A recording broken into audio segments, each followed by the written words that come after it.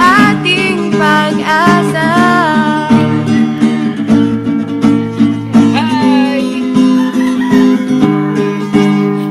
Kahit anong unos, bagyo o tagtuyot, halaman at palay ay bibigyang buhay. Kaibigang magsasaka, puting tsaga at pasensya, tagumpay ay nariyan na.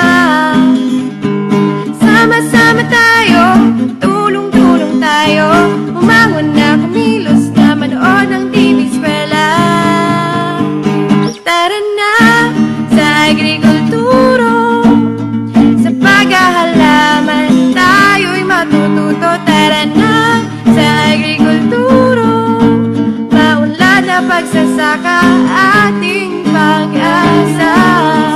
Agrikulturo, sa paghahalaman tayo'y matututo. Tara na sa agrikulturo, maunlad na pagsasaka ating pag-asa.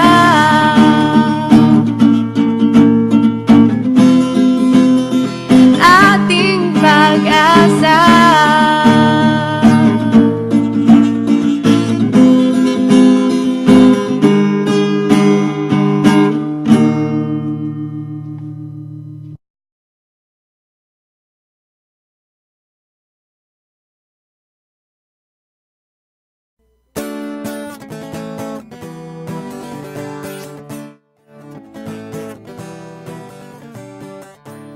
Magandang araw mga kaibigan.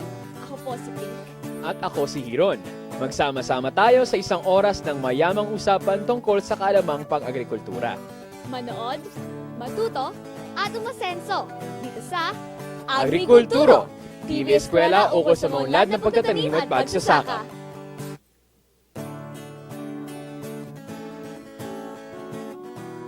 Binabati namin ang ating mga farmers dyan sa Mahayhay, Laguna. Ngayon nga ay sisimulan na natin ang ating 4 na Lunes na pagsasama-sama upang tumuklas at dagdagan ang ating kaalaman sa araw-araw niyong ginagawa. At of course, iyan ay ang pagtatanim ng gulay at pagsasaka. Naalala niyo po ba ang unang beses namin pagpunta sa inyo? Kasama pa namin si Kuya Mel. Doon din po namin nalaman na gusto niyo po palang madagdagan pa ang inyong kaalaman tungkol sa pagtatanim at pagsasaka. At nanalo ko rin po ang napakasarap at napakaraming gulay na binigyan niyo sa amin. Natuwa po kami at ang buong klase namin ng DevCom 133. Di ba, Celine? Tama ka dyan, Hiron. At dahil nabanggit mo nga ang DevCom 133, ano nga ba ito? Ito ay ang isang kurso mula sa Kolehiyo ng Komunikasyong Pangkaunlaran sa UPLB. Layunin ito na gumamit ng iba't ibang media upang marating ang mga tao ng mga impormasyon na kailangan nila at gusto nilang matutunan. At parte nga ng DevCom 133 ang SOA o School in the Air na ginagawa namin ngayon. Sa SOA nga ay meron tayong itinuturing na enrollees o mga estudyante. At kayo yon mga kaibigan. Meron din tayong tinuturing na TV expert o TV teacher. At iyon ay ang mga expert mula sa Institute of Plant Breeding dito sa UPLB. Sa simula ng ating programa ay meron tayong mga pinamahagi na SOA Kit. Ang SOA Kit ay isang envelope na naglalaman ng mga materyales na pwede niyong magamit sa ating TV Eskwela. Pakicheck na lamang ko kung kumpleto ang inyong laman ng SOA Kit. Dapat po ito ay naglalaman ng isang ballpen, isang SOA manual, 4 na quiz form at feedback form, at 4 na evaluation form. Kung kulang, ay lumapit lamang sa aming mga kasamahan. Muli, dapat meron itong laman na isang ballpen, isang SOA manual, 4 na quiz form at feedback form, at 4 na evaluation form. Na-check niyo na po ba mga kaibigan? Handa na ba kayo para sa ating TV Eskwela? Mukhang masaya yan ah. Pero bago yan makikinig muna tayo sa isang trivia tungkol sa pagtatanim ng gulay mula sa ating kasamahan na si D.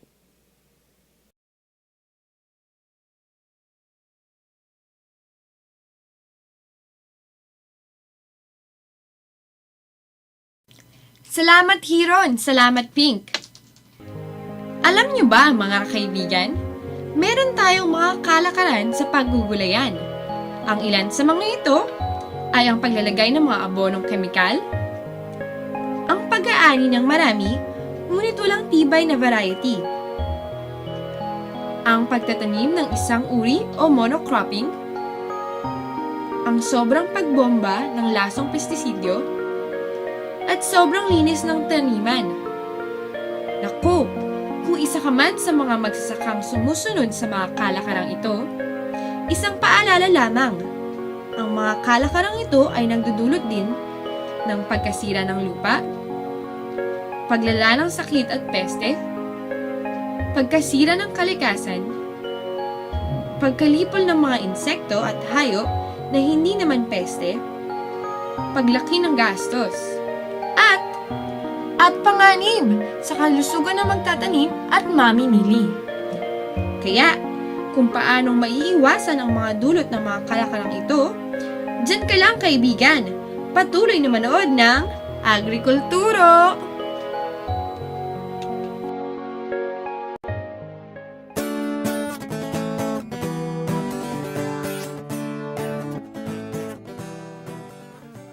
At ayan nga po ay nakarinig tayo ng isang malaman na trivia mula sa ating kasamahan na si D. Pink? At para simulan ng ating TV Eskwela, narito ang ating unang lesson tungkol sa teknolohiya ng hydroponics. Hydroponics, mukhang interesting yan ah. Ano nga ba yan, Celine? Ang hydroponics ay pagtatanim ng walang lupa. Oh, at nabasa ko nga rin pala. Ang hydroponics ay nagsimula pa noong taong 1930s. Napakatagal na panahon na. Pero hindi pa siya ganun kalaganap sa Pilipinas dahil sa kadahilanan na medyo may kamahalan nito. Pero salamat sa ating dalawang scientists, si Dr. Primitivo Santos at Dr. Eureka Ocampo ng UPLB Institute of Plant Breeding, nakagawa sila ng isang bagong klase at mas murang klase ng hydroponics. Ito ay tinatawag na SNAP, S-N-A-P, Simple Nutrient Addition Program. Diba? Pwedeng paka-explain pa natin kung ano ang SNAP na ito, Celine? Ang SNAP ay low cost at low maintenance. Ibig sabihin, mas mura itong gawin at mas madali ding gawin. Kaya itong gawin ng mga may edad o di kaya ng mga may kapansanan. Kumpara sa conventional o karaniwan nating ginagawa na hydroponics, hindi natin kailangan ng malalaking materyales o di kaya mamahaling mga gamit. Tama ka dyan, Pink. At ngayon nga, para mas madagdagan ang ating kaalaman dito sa hydroponics na ito, ihanda niyo na po ang inyong mga papel at ballpen dahil makikinig tayo sa isang interview mula mismo sa mga nag-imbento ng SNAP Hydroponics dito sa Pilipinas na si Dr. Primitivo Santos.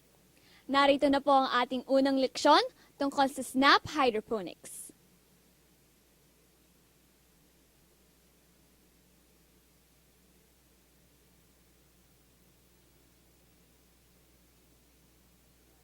Ang sistema ng pag-hydroponics ay yung magpapalaki ka ng gulay na hindi ka gamit ng lupa. Kanya, kumbaga ay hindi nga pangkaraniwang pamamaraan ito ng pagpapatubo ng halaman, pero na ginagamit nato sa ibang bansa na popular.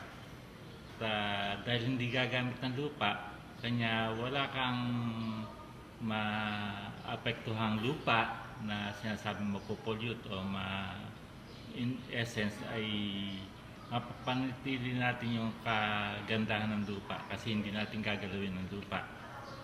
Kung ang lupa mo ay hindi maganda, kanya meron kang option na magtanim sa pamamaraan ng hydroponiko. Kasi dito ay makakapagtanim ka ng halaman na ang kailangan mo lang ay tubig at saka yung fertilizer na pang hydroponics.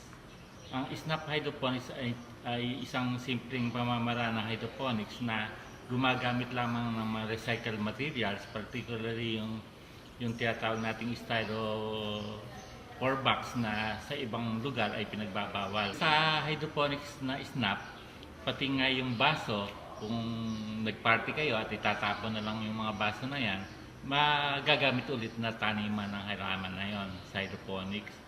Tapos yung tubig, kung pwede kayong magsahod ulan lang o kaya ay kung ano yung tubig na malinis diyan na kailangan, hindi kailangan galing sa water district, basta mahalaga, malinis lang at magagamit na yun sa pag-hydroponics. Ngayong panahon nato na hindi tayo tiyak kung sagana pa yung tubig kinabukasan, siguro dapat mayroon na tayong teknolohiya na angkop para just in case naging tunay nga yung ganong threat sa atin, meron tayong magagamit na teknolohiya. Ito yung SNAP. For example, napatunayan namin sa SNAP na isang halaman lang, for example, ng lechugas, petsay o mustasa, sa loob ng isang buwan, ma-harvest mo na siya. Pero sa SNAP, ang magagamit mo lang na tubig sa kanya ay mga halos wala pang 1.5 litro. Kasi unang-una, dahil nga soilless technology ito, meaning hindi gumagamit ng lupa, ay hindi ka na magpe-prepara, hindi mo na ayusin muna, bubungkalin ng lupa bago ka makapagtanim na kailangan mong gawin doon sa bukid. Dahil ito ay gagawin mo lang sa loob ng isang silong na maliwanag at makakapag-hydroponics ka na, meaning hindi ka na magbubungkal, kailangan mo lang i-prepara yung tinatawag nating mga tanim na lumalaki sa baso at yun na yung iyong palalaki ng harvest. So ibig sabihin, wala ka rin damo kasi walang lupa. So nabawasan pa rin yung pagdadamo. Kanya yung mga ganoong mga trabaho nababawasan. At yung pagdidilig, kasi dito sa SNAP ay hindi ka na magdidilig talaga. Para bang ang tinatawag nating set and forget, meaning actually hindi mo na kasi didiligan araw-araw yon. Yung isang box na puno ng 10 litrong solusyon na yon ay enough na para sa 8 halaman mong petsay o mustasa o lechugas para ma-harvest mo na sa loob ng isang buwan na walang diligan. Itong SNAP ay hindi gumagamit ng kuryente. Isa sa magandang kalidad nga nito, yung SNAP hydroponics ay halos lahat ay mare-recycle mo. Except nga yung tubig na bahala na yung tadhana ang magpa-recycle niyan. Yung fertilizer, tadhana na rin at saka yung binhi mo. Pero all other things, yung kagaya ng styro box natin, styro cups, at saka yung kusot na taniman o patubuan ng ugat ng halaman, at mas mabagal ang tubo ng halaman sa lupa, mas mabilis ma-harvest ang itinanim mo sa pamamagitan ng hydroponics. For example, yung ng lechugas, petsay, ay mustasa, mga 1 buwan lang. Actually, lalo na yung petsay, baka 3 linggo lang i-harvest mo na kasi yung pag inintay mo pa mag-1 buwan yung petsay na pinalalaki mo, ay parang tinatawag mo, parang napakalaki naman para sa kumpara sa nabibili mo sa palengke.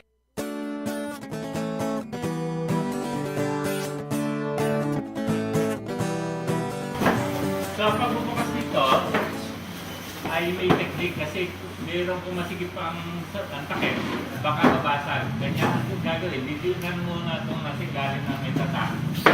At saka nyo angatin yung takip. Yan.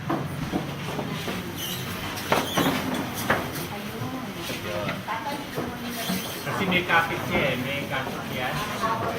Ayun, itong pinakaibabaw, itong mas manipis, ito yung ibabaw. Dito natin lalagyan yung mga butas.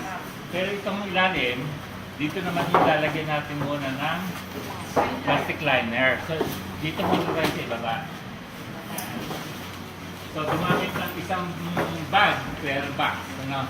Huwag na nating hatiin kasi pag naputas, para mayroon pang reservang isa pang line, isa pang layer. So, ganito po muna. Ipatong sa ibabaw. Siguraduhin ko ano yung laki dito sa bawat gilid ay laki din doon sa kabila. Yung magkamukha yung 2 gilid on side sa mukha. So, yan. So, essentially, nakasentro siya, di ba? Pag nakasentro na, diinan ng gitna. Yan. Tapos, meron kayong mga masking tape diyan.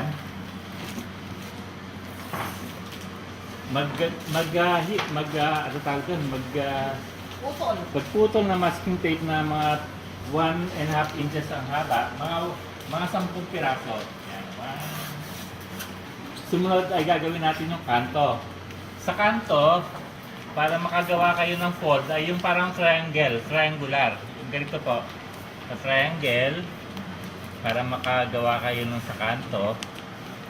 Again, seeing to it, tinitingnan nyo na yung yung pinaka-floor, pinaka-lapag ay flat na flat yung latag, ano. So ayan, nakita niyo yung ganyan. Takpan po natin ng packaging tape yung ating masking tape. Kasi yung masking tape, pag nababad, nalulusaw. Samantalang itong packaging tape ay waterproof.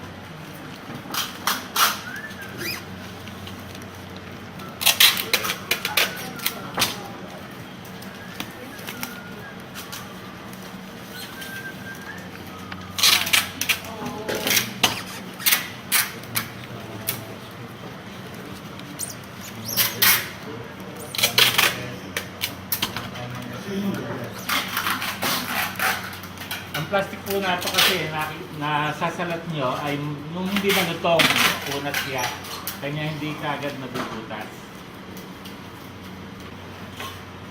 Pag-aralan natin yung takip na ito, makita nyo na may 5 butas sa kahabaan ng gilid, ano? At may 3 naman sa maikling gilid. Ano? So, ibig sabihin, yun yung magiging guide natin sa pagbubutas. Bakit? Unang-una, sa mga sulok muna tayo magawa ng butas. So nakita niyo yung butas na yung sa gilid. So dapat huwag masyadong katabi ng butas kasi mas marupok yun. Malayo, mga isang pulgada ang layo mula sa 2 hiwa ng butas. So sige. So ngayon, ganito, bago tayo mag-umpisa, panoorin mo nun nyo ako. Ganito. So baliktad. Kasi baka pag ganito, babasag nga. Pero kung may experience na kayo, kaya na yun. Gano'n. So ayan, mga 1 inch away dun sa mga butas. And then, paikutin yung lata. Pag kumakapit na, tsaka na lang nyo dinan. No? So, butas tayo na. Huwag po niyo kakamayin kasi baka mahiwa kayo. So, pakibigay po ng mga pagtanggal. Ito po yung pagtanggal namin. Yan. Yan. Makakatulong yung pinakabutas na yon. Gumawa kayo ng parang linya. Pagtapatin niyo yung 2 linya na yan. Gubuhit kayo and then yung linya yung 2 doon. So, ibig sabihin, more or less, ito yung pinakagitna nyo. Ayan. Hindi naman kailangan gitnang-gitna, pero guesstimate ulit.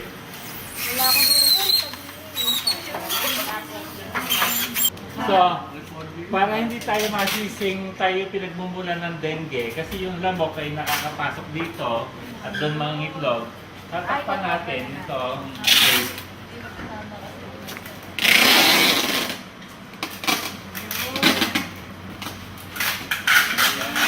Bukod sa hindi nakakapasok ng lamok, pag nilagyan natin ng tape, tumitibay.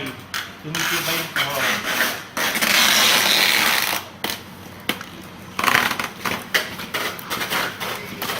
O, may takip. Walang butas. Para hindi magalit ang kapitbahay nyo.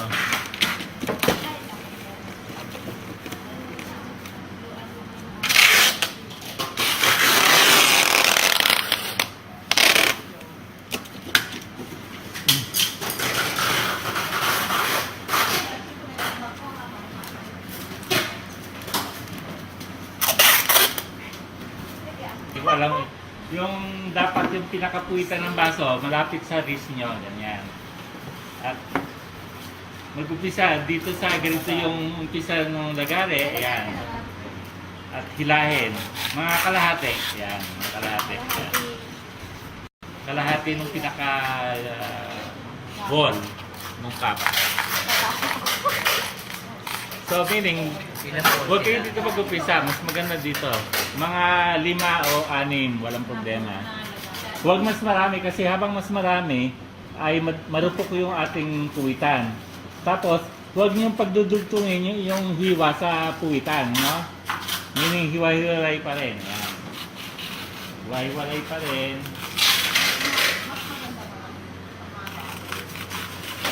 Pwede din yung gamitin yung bread knife na serrated, yung may talim na may nipple. Ano. So yan, 5.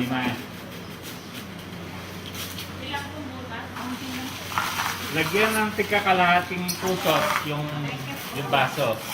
So ito yung sinasabi ko sa inyo, unlike doon sa NFT na punong-puno, ito ay kalahati lang. Bakit kaya? Para makatipid. Para makatipid kaya. Una, bukod nga sa tipid, ang kailangan natin kasi ay ma-encourage natin yung ugat ng halaman habang lumalaki na lumabas. Kasi kung puno ito ng kusot, yung ayaw lumabas ng ugat doon lang nananatili sa loob. Oo. So, itong seedling na to ay mga halos 8 araw pa lang. No? Ibig sabihin, from the day na magso tayo, pwede natin gamitin yung 7-day old hanggang up to mga 2 weeks old na seedling. Ano itanim, bumutas lang sa gitna, gano'n. Tapos, mag-Jaworski kayo, isiyot nyo, bitawan, yan, bitawan nyo. Hindi kailangang Jaworski pala kayo kasi tapos, i-guide nyo na pabaon siya at diinan.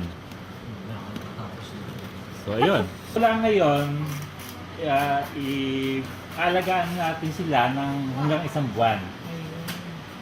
Natin dito, lagyan ng 10 liters of water. So, you don't really have to measure yung 10 liters na yon. Ang magiging ating palatandaan at about 10 liters na ilagay natin, itong taas na to. Ito yung pinaka-mark natin. Ito yung level ng 10 liters. Yan. Kumuha ng tubig, malinis, tap water, pwede rainwater.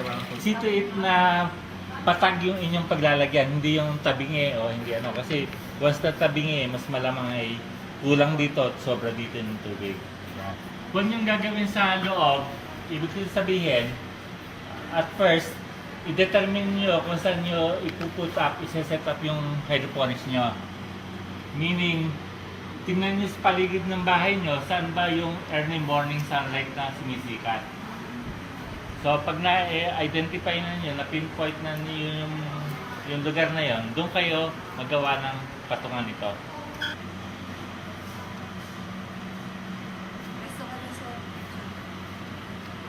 Ikaw ang nag-demo. Yan yung snap nutrient solution. Di ba sabi ko na itong tubig at saka itong pusot ay halos walang sustansya yan para sa halaman. Kanya kailangan lagyan natin ng sustansya na galing sa snap.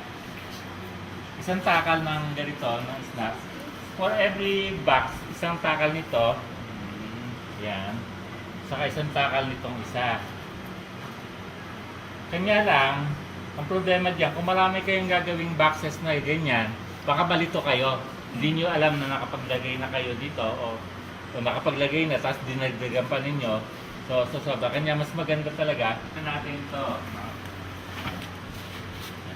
Ito na siya. Pero mas maganda kung yan. Supposedly, dapat lahat na yan ay nakalubog. At malalaman yung nakalubog kasi tumutuloy yung puwitan. So mga after 1 week, makita niyo yung ugat naglalabasan na dyan. You know? And then, leave it for 1 month. Huwag niyong parating inaangat. Yung iba kasi dahil baguhan, excited makita. Pero actually masama yun. Huwag niyong inaangat-angat. O mayat-maya. Paano po kung naiinip? Malaki na siya. May malaki na kayong ganyan. After 1 month, ganito na siya kalaki. Sinabi ko sa inyo, hindi ba petsay paglaki? Ayan. Galing. Ang bilis naman. Nalalaban na po ako ng palitan. So ito actually ay wala pa itong 1 buwan. Actually wala pa itong 1 buwan. So meaning pag letsugas ang ano nyo, wala pang 1 buwan, pwede nang i-harvest. Panlaga na. Talagang magpapalit na po. So ang roots ba niya healthy? Dahil puti ba siya? Cream ba siya? Yellow. Tinitingin. Cream white. Hindi, tinetest ko lang ang determination nyo, yung basing nyo. 1 month lang po. Wala pa nga. Wala pa. Mga 3 weeks pa lang siya. Pero pwede po ba siyang harvestin ng pitas? Okay lang. Oo, pwedeng leaf harvesting ang tawag doon, yung ganyan lang. Walang problema. Ang, ibig sabihin, habang hindi pumapait, pwede kayong mag-leaf harvesting. Ayan, ito nakita nyo. Ayan. Yan na siya. Malaki na siya. Bongga. Wala siyang pesticide. Oo. Wala siyang pesticide. Ang gaganda pa ng So, tao. yeah. Meaning kung just in case may uod, yung uod kasi nakalabas yan habang walang araw. Meaning, dalawin niyo sila pag early in the morning para yung uod nakikita pa. And then, ano gagawin niyo pag nakita niyo yung uod? Say good morning. Hindi naman. Tirisin na lang yun. Tiricide. Apply tiricide. Alam niyo yung tiricide? Ano yung nakikita niyo sa palengke?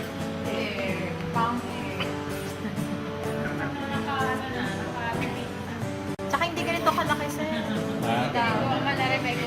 So, yeah. So, yeah. May ito mo sa kami.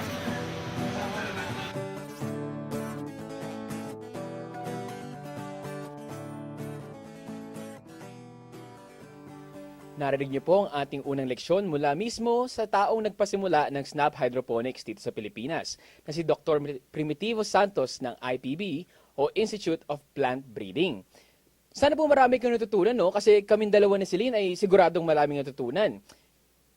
Pink, ano bang masasabi mo tungkol sa teknolohiya na ito na Snap Hydroponics? Ako mismo, Hiron, hindi ako makapaniwala na sa liit ng styro boxes o styrofoam cup, makakapag-ani na ang ating mga kaibigang farmers ng mga gulay nila na itinatanim sa pangkaraniwang lupa o kaya sa mga ganoong bagay. Isipin mo na ang boxes na yon o kaya ang cups na yon ay recyclable pa. So makukuha nila yan panigurado sa tabi-tabi o kaya sa mga nagamit nila na mga bagay. Tama ka dyan, no? Napansin ko rin, no?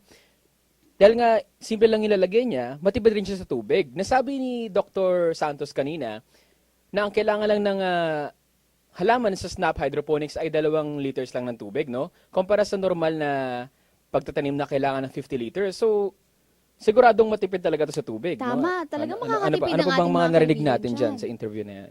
Tsaka hindi ito masyadong matrabaho. So makakatulong ito para sa mga kaibigan nating farmers na medyo nagkakasakit na sa likod o kaya nahihirapan na sa pagtatanim sa gitna ng sikat ng araw. Kasi pwede nila itong dalhin sa loob mismo ng bahay o kaya sa bakura nila. Huwag lang nila itong papaulanan. Kailangan lang ng araw. O, tama ka dyan. At dahil nga maliit lang ito at madaling-daling kung sansan, sa tingin ko parang hindi siya ganun kadaling maapektuhan ng bagyo, no? Kasi, pag umuulan o bumabagyo, pwede mo siyang dalhin sa loob ng bahay mo para maprotektahan talaga siya. So, ayun nga. At Ayun yung- lalo na, matipid ito, partner. O, tama, yung importante, matipid at hindi matrabaho kumpara sa isang klase ng hydroponics, which is yung mahal, at kumpara rin sa normal na pagtatanim. Hindi ito dinadapuan ng peste, hindi mo na rin ito kailangan lagyan ng mga pesticide. Ayun, at ayan nga po. Kung kayo po ay interesado dito sa Snap Hydroponics, pwede niyo po itong sabihin sa amin at ilalapit namin ito sa IPB o sa Institute of Plant Breeding. At kung maisip nyo man sa hinaharap, sabihin natin sa 1 buwan o sa 1 taon na nais nyong subukan ang Snap Hydroponics, bukas ang pintuan ng IPB para sa inyo. Bago po tayo magsimula sa ating pagsusulit, ito po ang ilang mga paalala.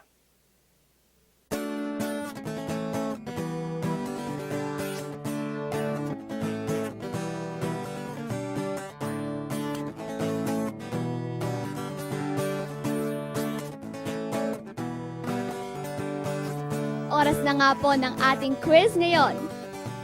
Handa na po ba ang inyong mga ballpen? Kunin na po ito sa inyong SOA kit kasama ng inyong quiz form at feedback form. Siguraduhin na meron itong nakasulat na lesson number 1. Isulat po ninyo ang inyong pangalan at ang inyong barangay. Titik lamang po ng tamang sagot ang ilalagay sa papel. Handa na ba kayo mga farmers? At para po sa ating quiz, narito po si Hiron. Maraming salamat, Pink, at nandito na ang ating mga katanungan. 2 beses ko itong babasahin. Unang tanong, saan nagtatanim ng plantlets kapag nag-Simple Nutrient Addition Program o SNAP Hydroponics? Ulitin ko, saan nagtatanim ng plantlets kapag nag-Simple Nutrient Addition Program o SNAP Hydroponics? A. Sa lupa, B. Sa tubig, C. Sa hangin, o D. Wala sa nabanggit. A. Sa lupa, B. Sa tubig, C. Sa hangin, o D. Wala sa nabanggit.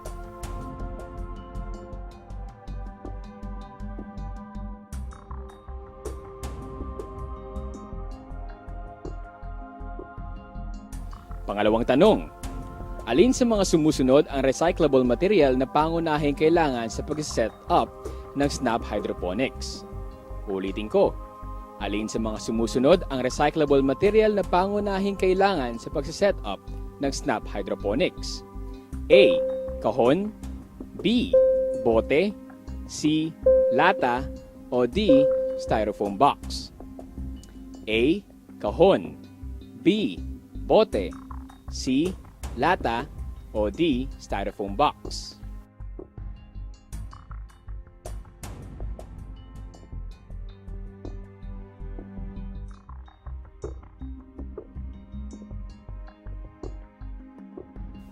Pangatlong tanong, anong ahensya ang pangunahing nag-develop ng SNAP Hydroponics? Ulitin ko, anong ahensya ang pangunahing nag-develop ng SNAP Hydroponics? A. Department of Agriculture, B. Department of Science and Technology, C. UPLB Institute of Plant Breeding, o D. International Rice Research Institute? A. Department of Agriculture, B. Department of Science and Technology, C. UPLB Institute of Plant Breeding, o D. International Rice Research Institute?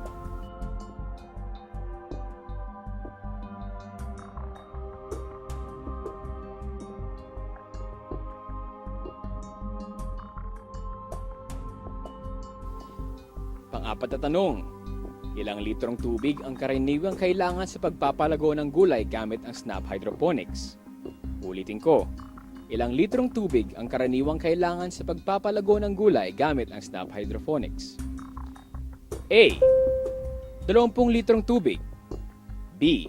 13 litrong tubig, C. 7 litrong tubig, o D. 2 litrong tubig? A. 20 litrong tubig, B. 13 litrong tubig, C. 7 litrong tubig, o D. 2 litrong tubig?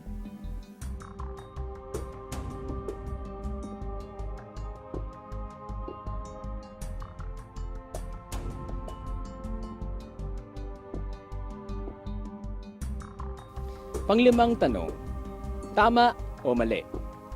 Dinidiligan ang gulay kapag nakatanim sa hydroponics. Ulitin ko, tama o mali?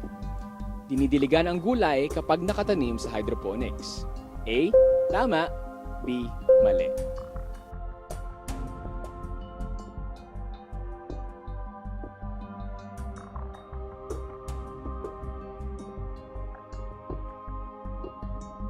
At ayan po ang ating unang pagsusulit.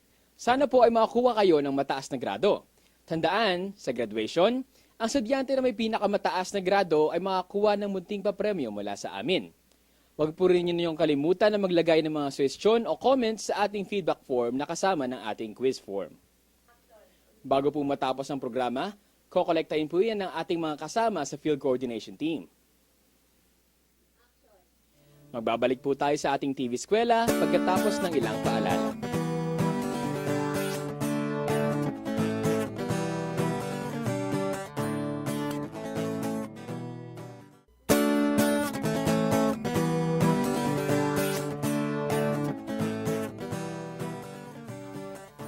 Sa punto pong ito ay gusto natin pasalamatan ng ating mga partners na tumulong na maisakatuparan ng ating TV Eskwela. Sila po ang mga sumusunod. TSPI, Tulay sa Pag-unlad Incorporated, UPLB Institute of Plant Breeding, at College of Development Communication na pinamumunuan ni Dean Maria Teresa Velasco. Gusto rin po namin pasalamatan ng Department of Development Broadcasting and Telecommunication na pinapangunahan ni Ma'am Tati Osalia, Chesel's Homestyle Cooking, at DevCom 133 ST1L. Dito po nagtatapos ang unang episode ng aming TV Eskwela. Sana sa Lunes ay kumpleto pa rin kayo at sama-sama tayo sa pag-aaral sa susunod nating leksyon. Tandaan na sa pagtatanim at pagsasaka, Lahat tayo ay may pag-asa. Hanggang sa muli, ito ang Agrikulturo, TV Eskwela ukol sa maunlad na pagtatanim at pagsasaka.